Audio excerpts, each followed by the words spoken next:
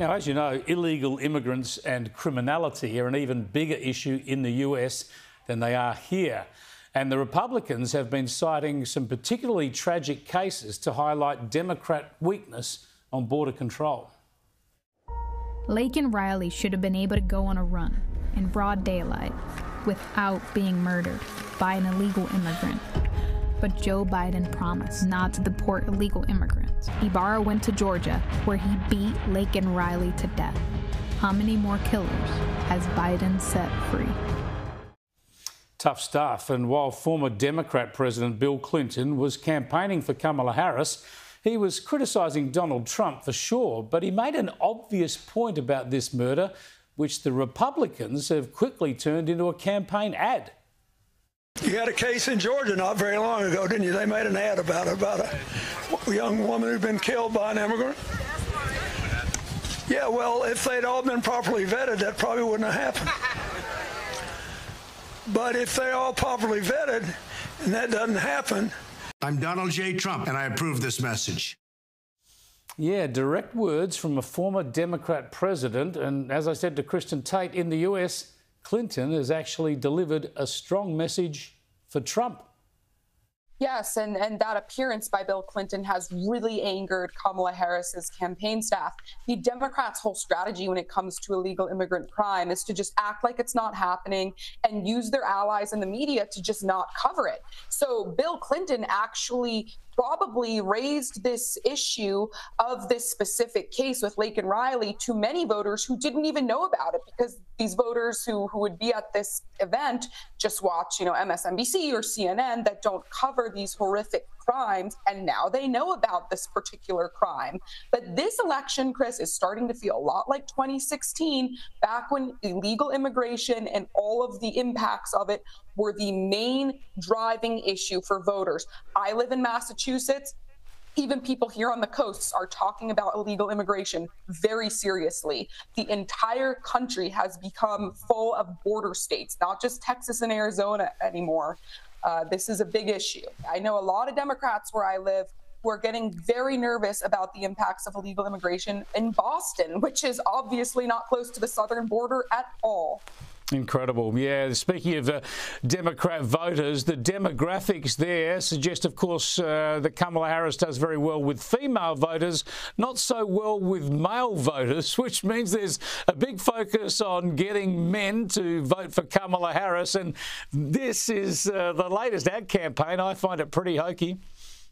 I'm a man.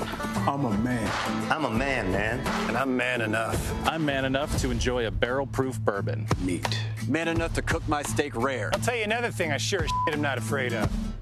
Women. I'm not afraid of women. I'm not afraid of women. I love women who support their families. Women who decide not to have families. Women who take charge. And I'm man enough to help them win. So the only way I can prove I'm a real man, Kristen, is to vote Democrat, vote for Kamala Harris. This is so cringe and just so demeaning towards men. There's a reason why 51% of registered voter males support Trump and only 43% say they're supporting Harris. I suspect it's even lower than that for Harris.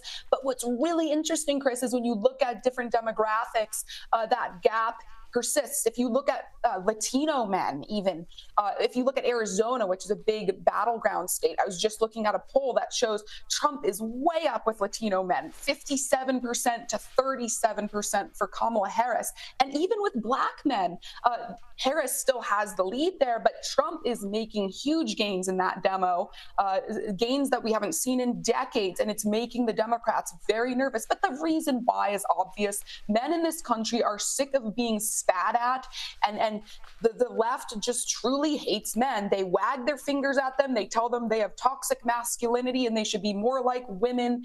And it's just so off-putting to all the men that I know. So I'm not particularly surprised to see these poll numbers.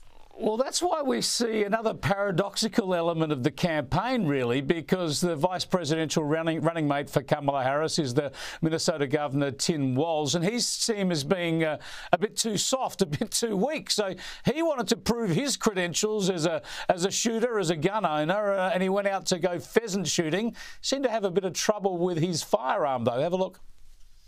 My theory. And it never fits quite right. Never fits quite right.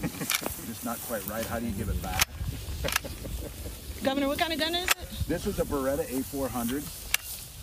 I bought it when I was shooting a lot of trap because it has a... Yeah, he knew about as much about that gun as I would, Kristen. Did it go well for him? Yeah, I mean, that looked like a high school theater major trying to act like a manly man. It just flopped terribly. And the whole effort to portray him and also Kamala Harris's husband as the new version of masculinity is not working. It's demeaning. And the only people it appeals to are liberal white women who are already voting for Kamala Harris anyways. And what do men want? They want authenticity. I'm sure Trump probably wouldn't know how to use that gun either, but he's not out there pretending he knows how or he's some big gun guy. He's authentic. Men love that. They want realness. But the Kamala Harris campaign, they just don't get it. And they hate men. And they're just catering to women. Yeah, I'll tell you what, though, the Republicans have had a funny response to Tim Walz out shooting. Have a look at this. Be very, very quiet. I'm hunting rabbits. Yeah, they're wanting to know whether that cartoon is real or fake. Just brilliant stuff. Hey, just finally, Kristen, the big news is that Kamala Harris, we know she's been on the cover of Vogue magazine again. That's the sort of glitzy coverage, I suppose, and soft coverage we would expect. But the more surprising news is she's going to turn up for an interview on Fox News. Why is she doing that? Smart move or desperation? Well, it's smart because she needs an inflection point in this race.